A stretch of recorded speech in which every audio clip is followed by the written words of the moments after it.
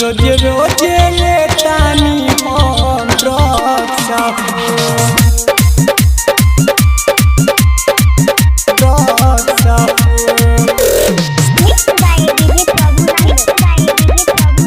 रोज रोज लेतानी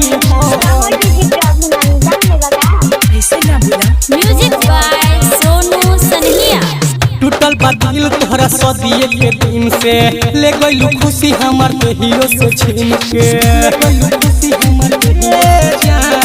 टूटल बा दिल तोहरा सदिए के दिन से ले गइलू खुशी हमर देहियो से छीन के बहिन रहता ते हरदम सुहुन हमर नासफ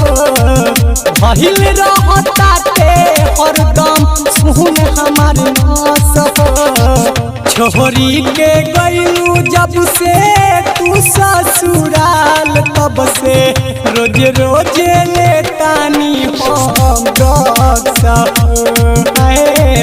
छोरी के गइलू जब से तू ससुराल तब से रोज रोज लेतानी हम ड्रग्स सनहिया रिकॉर्डिंग स्टूडियो कटसा।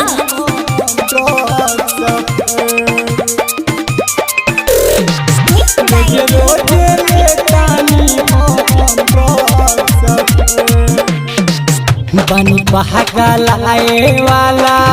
पागल खाना आए वाला लगता है कि फेल होई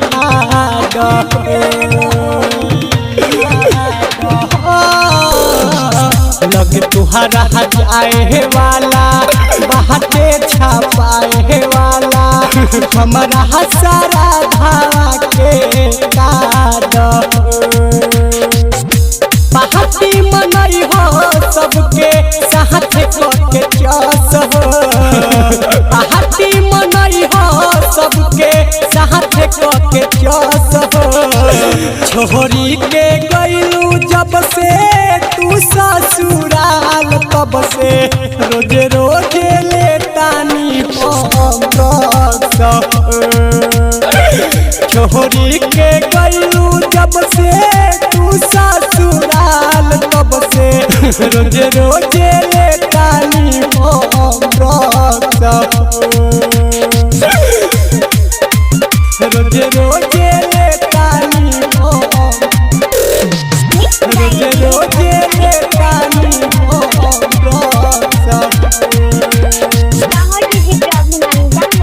सनहिया रिकॉर्डिंग स्टूडियो कटसा। ओही दिने कइले रहतू एगो उपकार हो दे दिह तू जहर कवन चिझावा में ढार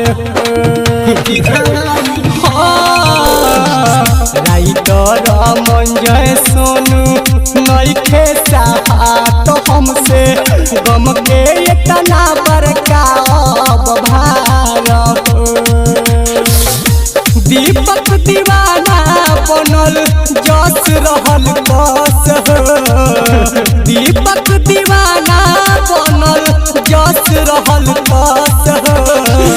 छोरी के गइलू जब से तू ससुराल तब से रोज रोज लेतानी हम ड्रग्स छोरी के गइलू जब से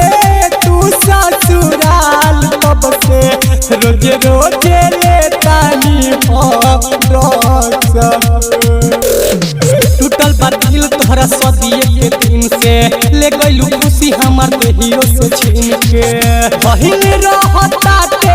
हरदम सुहुन हमर नासफ बहिन रहता ते हरदम सुहुन हमर नासफ छोरी के गइलू जब से तू ससुराल तब से रोज रोज लेता